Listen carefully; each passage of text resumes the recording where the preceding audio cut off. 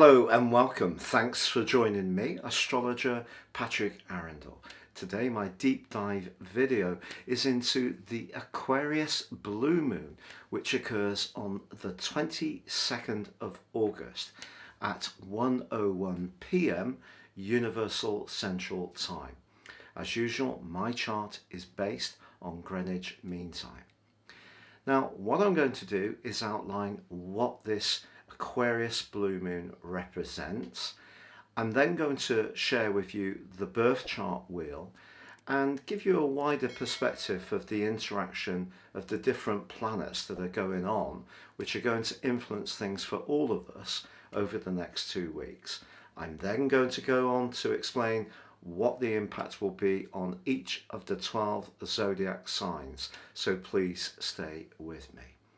If you're new to my channel, please see the link below where you can subscribe for your free daily horoscope.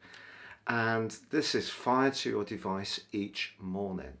Also, if you'd like to consider having a one-to-one consultation with me, please see the link below. You can check out my testimonials. Or if you'd like to ascend above zodiac sign astrology and grapple with more serious astrology, you can order my 12-month forecast and character analysis special offer, which gives you 30% off, and that would give you searing insights based on your personal birth data for the times ahead. But without further ado, let's just think about what an Aquarius blue moon is.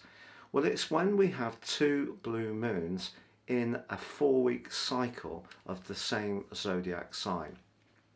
So the last one happened right at the start of the sun's journey through the sign of Leo, and that is coming to an end with this particular event. The sun's at 29 degrees 36 minutes. But the first one of those moons saw the moon in a semi-sextile with the abundant energies of Jupiter, which was just transiting back into the sign of Aquarius in its retrograde from the sign of Pisces. Now, as the moon moves forwards, they're in a conjunction. And that's a lovely thing to have, you know. The moon conjoining Jupiter is a very upbeat and uplifting vibration. The moon, after all, is about our home emotion, our family, our sense of security. So if we put Jupiter close by in the humanitarian sign of Aquarius, it brings more warmth, more bountifulness, because the moon in Aquarius can be a little bit detached. It is the sign of logic, it's an air sign, and it is co-ruled by the rather firm energies of Saturn, which of course is in the sign of Aquarius at this precise time. So what this event means is that the outgoing, rather generous, rather individual energies of Leo are being challenged by the more collective consciousness of the moon in Aquarius.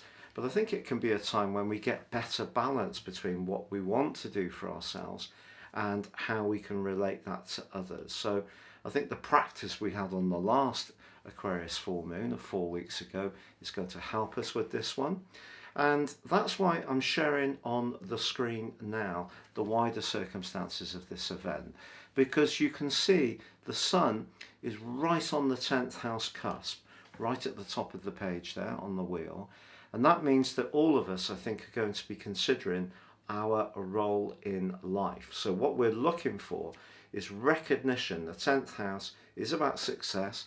It is about our worldly interactions, but we want to feel that that works for us as individuals. But also, the moon in the sign of Aquarius is in the 4th house of home and emotions, so very Cancerian. So the moon obviously loves being in the 4th house, so we may have to push ourselves a little bit out of our desire to be private or to just be a little bit more detached. That Aquarius moon can give us the urge to embrace, may push ourselves to seize the moment if there are opportunities to progress in terms of goals, ambitions and success. Now you can see that Mars and Mercury are also conjunct in the 10th house, but in the sign of Virgo. So precision, thrust, attention to detail. And also, I feel Mars here can be quite self-sacrificing, whereas the moon in Leo in the 10th house is very much about garnering attention. So it's just saying that as much as we may want the attention, we have to give something to others in order to really get the desired result.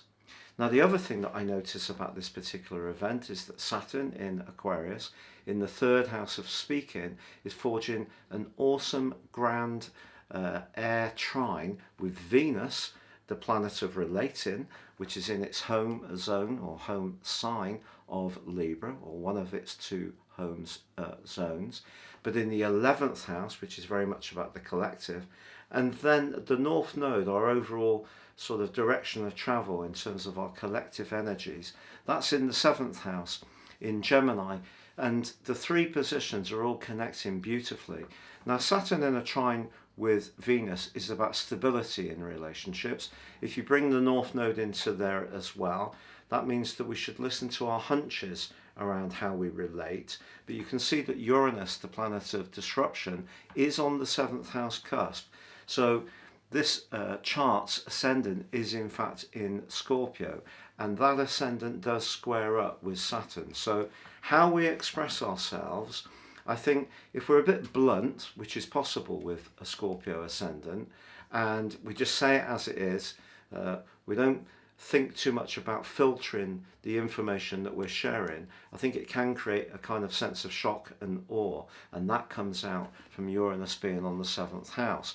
So that air grand trine is asking us to consider the overall circumstances of a situation before articulating ourselves. And with Jupiter conjunct the moon, we're asked to think the best of people. But I think generally a lot of us are going to be thinking about work, employment, our interaction with the wider world. But the way we go about that needs to honour our need to be individualistic and also have privacy around our homes. So the fact that so many people have been working from home over the last couple of years suggests that maybe this particular full moon is a kind of alert that the situation could change. There's going to be more people filtering back to their previous way of being, even if it is adapted in some kind of new reality. Now, please stay with me, because I'm now going to go through each of the 12 zodiac signs to give you the lowdown on what this blue moon means for you over the next 2 weeks. Now, Aries, for you, this is all about balancing your time. You're going to find yourself quite popular over the next couple of weeks, but keeping all of the people happy all of the time, as we know, can be a challenge. But I think your popularity is definitely on the up with Jupiter in a conjunction with the moon. It's just saying that this particular configuration of energies is really pushing you to take your creative ideas and deliver them.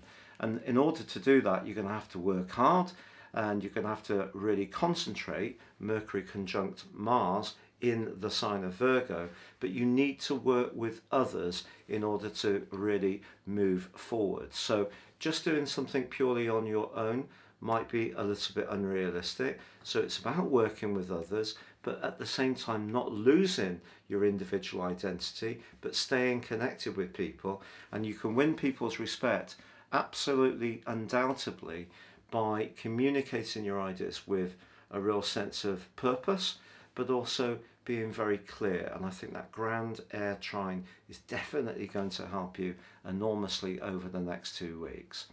Now, for Taurus people, fascinating, because the moon and Jupiter for you are right at the top of your chart, your 10th house situation, which is how you link with the world, whereas the sun's in your 4th house, very much to do with your needs at home. So I think it's natural that balancing your work and life may be the thrust of this next 2 weeks. And having Uranus in your sign, even if it is conjunct the part of fortune and the descendant, suggests that if you're not really feeling that you're still living your life as authentically as you'd like for you, if there's still too much people pleasing or still too much adherence to what you've mainly known in the past, because making a change from that feels a bit scary, I think this event is really suggesting that some kind of changes may be necessary, but because there's a lot of fixed energy washing around in this particular configuration, if you are resisting those changes, it could cause some literal headaches. You know, you may feel on edge, or it may be frustrating for people around you who want you to shake things up a bit. Then again, if you're one of those Taurus people that actually really loves change, there may be other people around you that seem to be dragging their feet. But some kind of alteration in order to achieve your worldly aims, where you feel comfortable in your job. It's not just about getting paid. You want to really feel happy there, or your worldly role. It's about really feeling that there's a sense of meaning to that worldly role, and that feeds into your deeper need for security in a positive way. But I think that something is still needing to flex and be a little bit more attuned to reacting to situations quickly and not just resisting things, because you do tend to get a sense of comfort from any form of familiarity. Now, Gemini, for you, obviously this particular event occurs in your 9th house, very much about changing things up in terms of international travel, higher education, bringing a sense of variety or stimulation or spontaneity to your world, whereas the Sun's much more concerned with your everyday world, the things that actually you have a great gift for, you know, chattering away with people, connected to neighbours, siblings, social media, technology, all those kind of things. But if you are wanting to learn some new strands to supplement the kind of belief systems that you've had in your past, this blue moon is kind of laying down the gauntlet to you to try to be as open-minded as possible about what can be achieved. If you do meet somebody over the next couple of weeks, I think it's going to be very interesting, especially if it is around today's events, the 22nd of August, because of that terrific link with Venus, Saturn and the North Node and Ceres, an asteroid in your sign. So really good stuff, particularly if you've got a personal planet that's very close to that air trine, so around about 7 to 10 degrees, or perhaps 3 to 7 degrees. If you've got something around those areas, it could be very helpful to you. Now, Cancer, for you, this is all about balancing your resources. Now, full moons often flag up something that needs realigning. So if spending money in the here and now is taking more of your budget than you would like, what the moon's saying is, how can you be more enterprising to improve things? And it's not easy, because we all know that some raw materials have shot up in price. Maybe it is because of COVID, maybe it is because of environmental issues, maybe it's to do with things like exchange rates, the way things are sold and bought. Perhaps it's also to do with Brexit in some ways, in terms of the United Kingdom. But balancing those books is really what you're being asked to do over the next couple of weeks. And usually you do manage your resources with a great deal of skill, but maybe something's going to come up that has been a little bit out of eye shots. So this could be a renewal on an insurance policy. Maybe you need to have a discussion about shared resources, or maybe it's not about money at all.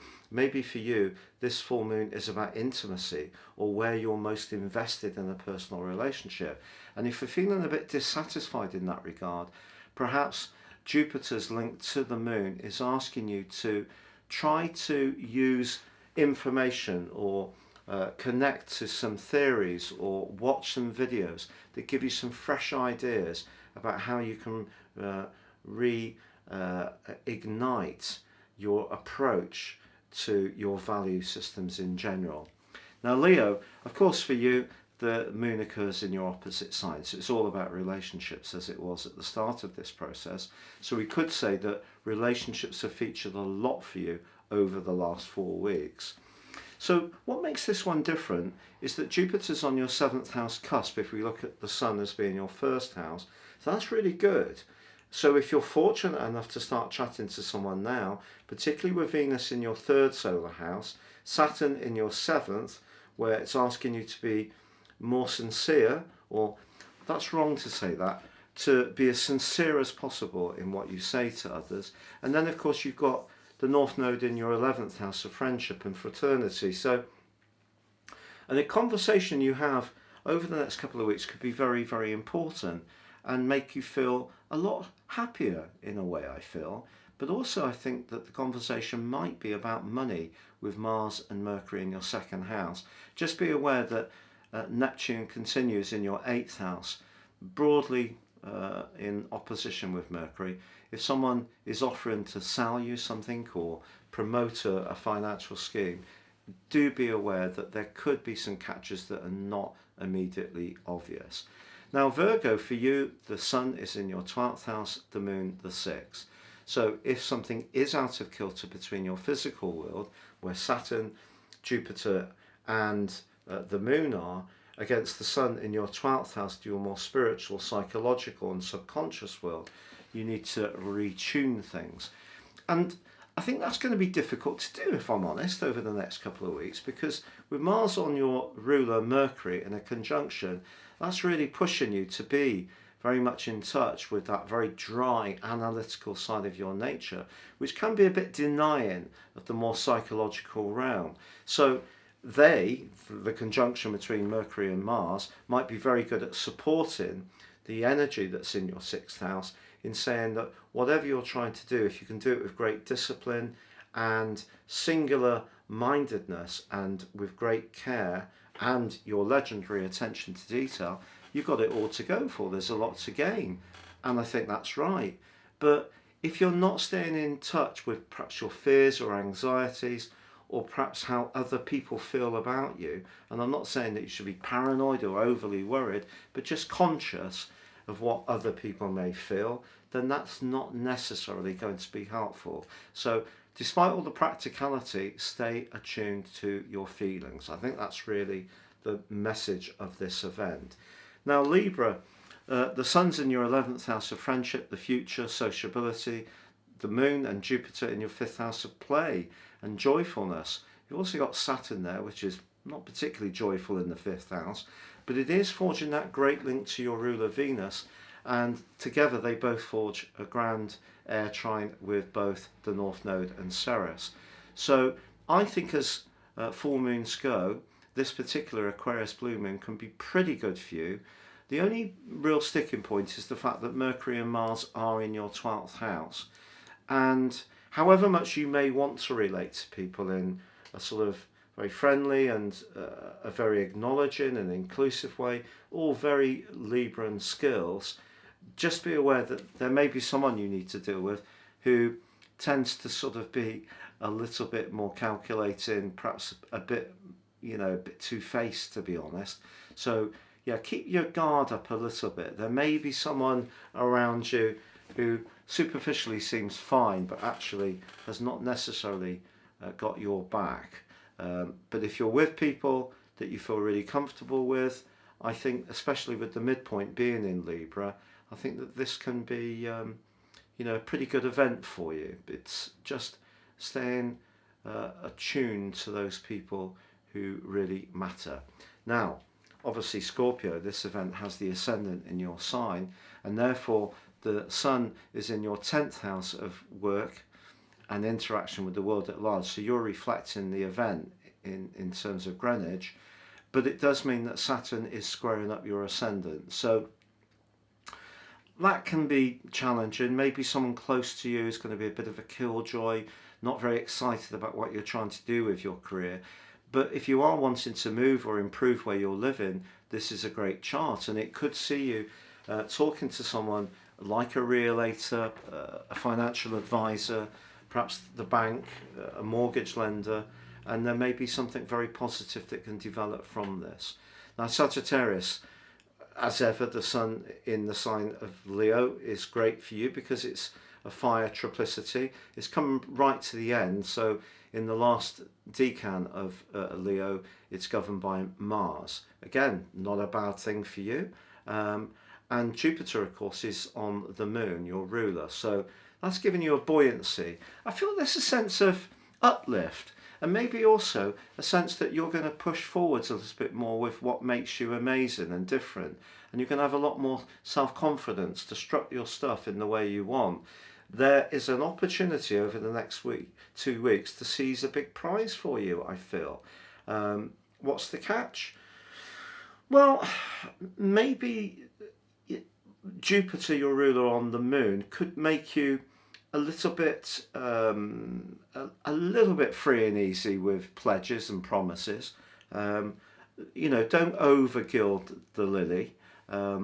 It's important to, you know, measure your words carefully. But with Saturn, Venus, and the North Node in that beautiful grand trine, that grand air trine, all about communication, you can do it. I think Jupiter conjunct the moon is making you feel much more optimistic on this event than you have done for some while.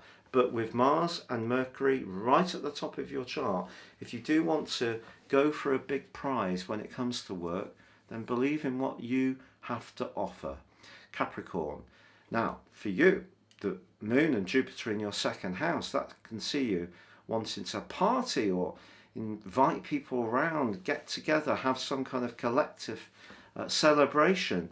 The sign of Aquarius is very much about the community, and Jupiter conjunct the moon is very much about enjoying things to the nth degree, so making merry.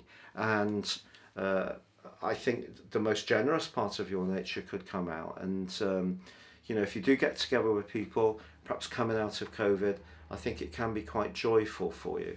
The Sun, on the other hand, is in your 8th house. That's asking you to think more about business matters.